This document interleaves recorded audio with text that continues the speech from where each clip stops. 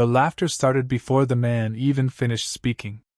It echoed across the glass-walled boardroom while polished watches sparkled under the ceiling lights. A tired single father stood near the door holding a worn brown folder against his chest. His boots were dusty. His jacket was stained from long nights fixing broken pipes in the basement. And the CEO could barely hide her smile. "You're telling me you're a shareholder?" Lauren Ellie asked. The room erupted in quiet laughter. Someone even lifted a phone to record it. But the man did not move. He stayed calm. Still. Then he slowly opened the folder and slid a faded document onto the table. The laughter stopped. Instantly. Lauren's smile disappeared the moment she saw the name at the top. Her eyes changed. Something shifted in the room. Before we go deeper into this story, take a second and hit that subscribe button, give this video a like, and let us know where you're watching from. Because what happens next will change everything about Ewan Herbert's life forever. Ewan Herbert woke up before sunrise every single day. Not because he wanted to. Because life forced him to. The small apartment was always cold in the mornings. The heater barely worked. He quietly got out of bed so he would not wake Melissa. His 10-year-old daughter slept on the couch near the window. Ewan had given her the bedroom after her mother died. Every morning he cooked cheap pancakes in a broken pan while staring at overdue bills on the table. Rent notices. Electric bills. Medical debt. School fees. The stack never got smaller. Melissa walked in rubbing her eyes. "Morning, Dad," she whispered. Ewan smiled even though he was exhausted. "Morning, sweetheart. You made pancakes again? Only the best chef in town," he said softly. She giggled. That sound was the only thing that made life feel lighter. After breakfast, he helped her tie her shoes. "You forgot to shave again," she said with a grin. Ewan laughed. "Guess I'm growing a new look." Melissa tilted her head. "I think Mom would laugh at that." The word stung, but he still smiled. He worked as a maintenance technician at Ellie Corporation, a massive tech company in the city. He fixed leaks, repaired wiring, cleaned messes no one else wanted. To most employees, he was invisible. Just another worker in a worn uniform. After dropping Melissa at school, he drove a broken truck that coughed every few minutes. Inside the company, people in suits passed him without looking. Gabriel Benson was the worst. A senior manager who enjoyed humiliation. "Careful around the hallway," Gabriel once joked loudly. "We don't want maintenance thinking they belong upstairs." People laughed. Ewan stayed quiet. Humiliation was normal now. But Yasmin Kennedy always checked on him. She worked in accounting and understood struggle. "You okay?" she asked one afternoon. "I'm fine," he said. "You always say that. Tired people survive," he replied. She frowned. "You shouldn't carry everything alone." Ewan had no answer. At night, Melissa studied at the table while he fixed broken things around the house. Sometimes they ate cereal for dinner. One night she asked softly, "Dad, are we poor?" Ewan paused. "We don't have everything," he said carefully. "But we have each other." Melissa smiled. "That means we're rich." After she slept, Ewan opened an old box hidden in the closet. Inside was a faded shareholder document from his grandfather, Andrew Herbert. He never understood it fully. But he never threw it away. Because sometimes it felt like hope. Something bigger was connected to it. Something he could not yet see. Everything changed on a rainy Thursday. Melissa had fallen sick during the night. High fever. Ewan almost stayed home. But missing work meant losing money. So he left medicine beside her and rushed out. At work, Gabriel stopped him immediately. "Late again?" "My daughter is sick," Ewan said. Gabriel scoffed. "Excuses every time." Employees watched and whispered. Ewan ignored it and went to work. But later that day, a pipe burst near the executive floor. Water flooded the hallway. Gabriel immediately blamed Ewan. "This is your fault." Ewan knelt trying to fix it. I didn't even get a report, he said. No one listened. Then Lauren Ellie arrived. The CEO. Cold. Powerful. She looked at the mess. What is going on? Gabriel pointed at Ewan. He caused it. Lauren's eyes sharpened. Fix it now. Ewan worked for an hour in freezing water. Executives walked past laughing quietly. Later, Gabriel grabbed his bag. What's this? Before Ewan could stop him, he pulled out the folder. The shareholder document fell open. The room went silent for a second. Then laughter exploded. Shareholder? Gabriel laughed loudly. Lauren stepped closer. You! Ewan's voice was low. My grandfather invested here. What was his name? She asked. Andrew Herbert. Silence hit the room.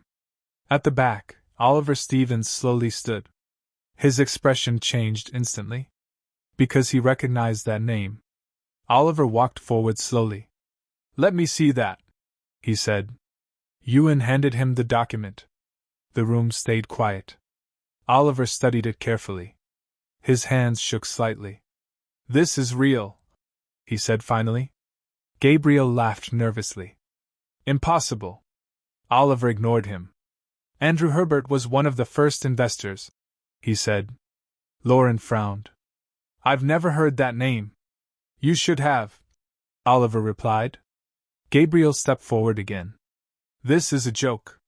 But Oliver continued reading. These shares were never sold. The room froze. Ewan felt his chest tighten. For years he thought the papers meant nothing. Now everything felt different. Lauren turned to him. Why didn't you tell anyone? Ewan looked down.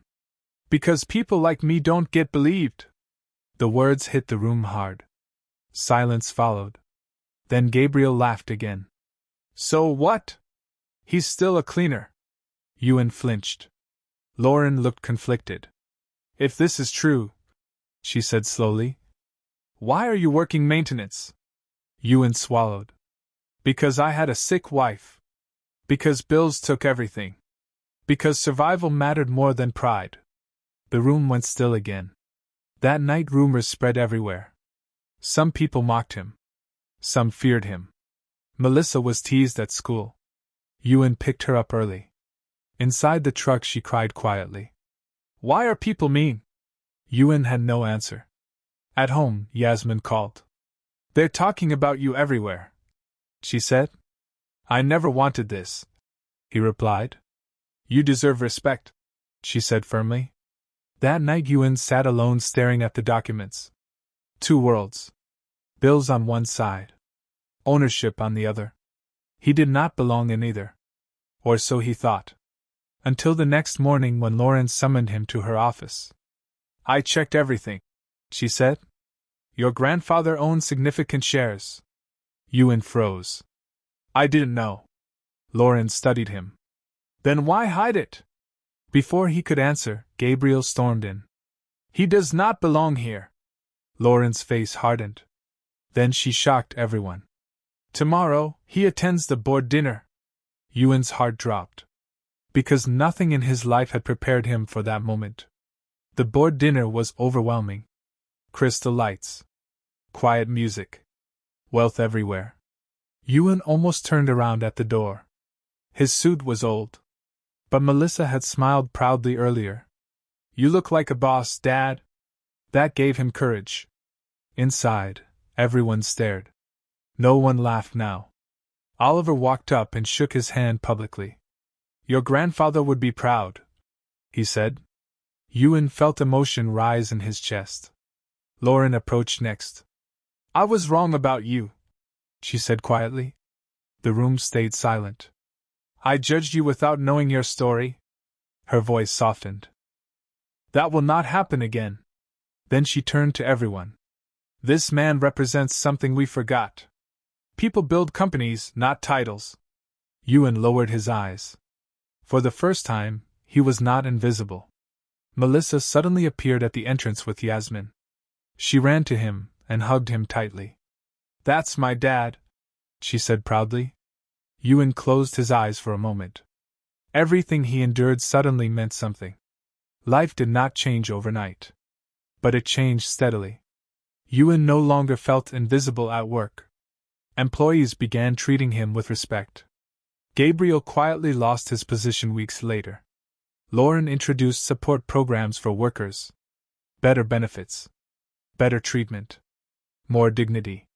Ewan still worked hard. Still stayed humble. But Shane no longer controlled him. One afternoon, Melissa said proudly, "My dad is important at work." Ewan smiled softly. For the first time, he believed it too. Lauren later visited him in maintenance. "You changed how I see people," she admitted.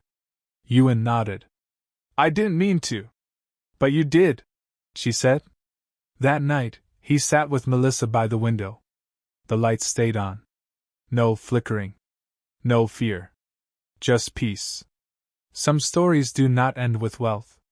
They end with dignity. Ewan Herbert never became famous. He never became rich.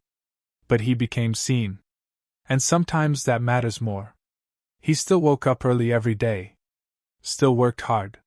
Still raised his daughter with love. But something inside him had changed. He no longer felt small. There are many people like Ewan.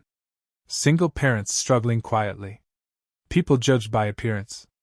People carrying invisible pain. But still showing up every day. Still trying. Still loving. If you are one of them, this story is yours too. Because your struggle is not invisible. Even when the world treats it that way. Melissa learned something important too. Strength is not loud. It is consistent. It shows up even when life hurts. Lauren learned something as well. Respect should never depend on status. And Oliver never forgot Andrew Herbert's legacy. Because sometimes the past returns in unexpected ways. Not to punish, but to reveal truth.